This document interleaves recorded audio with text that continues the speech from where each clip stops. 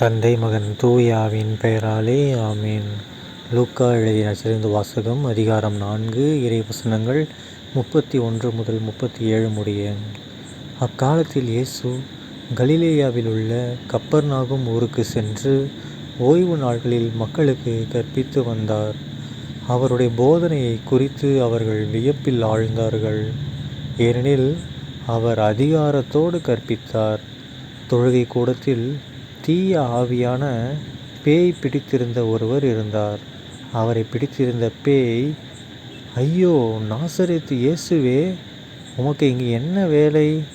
எங்களை ஒழித்துவிடவா வந்தீர்? நீர் யார் என எனக்கு தெரியும். நீர் கடவுளுக்கு அர்ப்பணமானவர் என்று உரத்த குரலில் கத்தியது. வாயை மூடு, இவரை விட்டு வெளியே போ என்று இயேசு அதனை அதட்டினார். அப்பொழுது பேய் பிடித்தவரை அவர்கள் நடுவே விழச் செய்து அவருக்கு ஒரு தீங்கும் இழைக்காமல் பேய் அவரை விட்டு வெளியேறிற்று. எல்லாரும் திகைப்படைந்து, எப்படி பேசுகிறார் பாருங்கள், அதிகாரத்தோடும் வல்லமையோடும் தீய ஆவிகளுக்கு கட்டளையிடுகிறார், அவையும் போய்விடுகின்றனவே என்று ஒருவரோடு ஒருவர் பேசிக்கொண்டனர். அவரை பற்றிய பேச்சு சுற்றுப்புறமெங்கும் பரவியது. ஆண்டவரின் அருள்வாக்கு. கிறிஸ்துவே உமக்கு புகழ். அன்பான சகோதர சகோதரிகளே, இன்று பொதுக்காலம் 22ஆம் வாரம் செப்டம்பர் 3ஆம் தேதி 2024ஆம் வருடம் செவ்வாய்க்கிழமை. இன்றைய நற்செய்தியில் பார்க்க நம்ம இயேசு கிறிஸ்து ஆண்டவர் செம்மையான ஒரு விஷயத்தை செஞ்சிடறாரு. என்னது? பேயை ஓட்டுறாரு. ஓகேங்களா?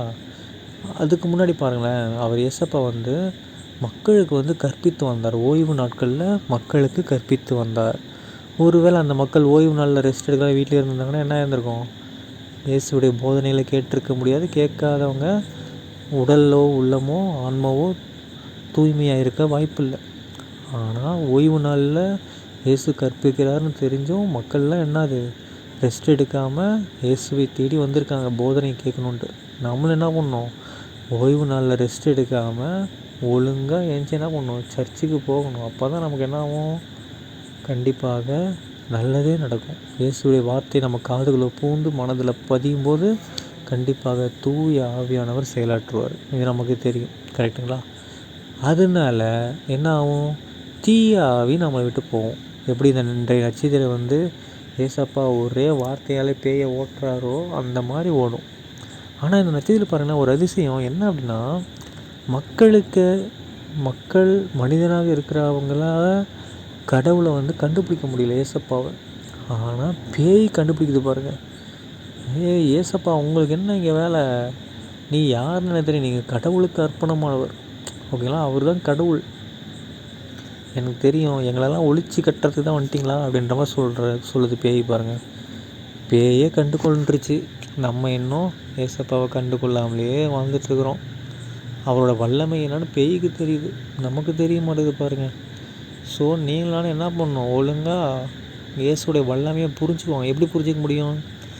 கடவுளுடைய வார்த்தையை நம்ம கேட்டால் மட்டும்தான் தூய ஆவியான நம்ம செயலாற்றி நமக்கு எல்லா வகையான விஷயங்களையும் புரிய வைப்பார். இல்லைன்னா கடைசி வரைக்கும் ஒன்றும் புரியாமல் வாழ்க்கையை வாழ வேண்டியதுதான். ஓகேங்களா? அது மட்டும் இல்லாமல் என்ன பண்ணலாம்?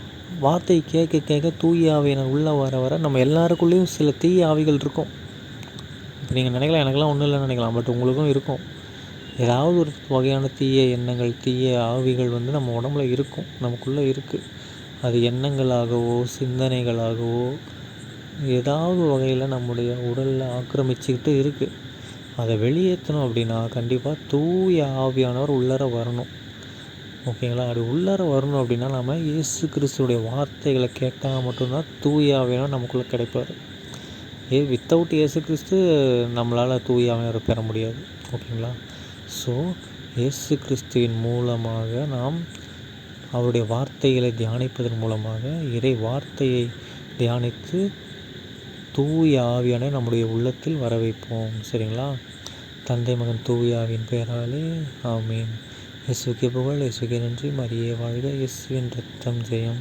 அல்லேலூயா, பிரைஸ் தி லார்ட்.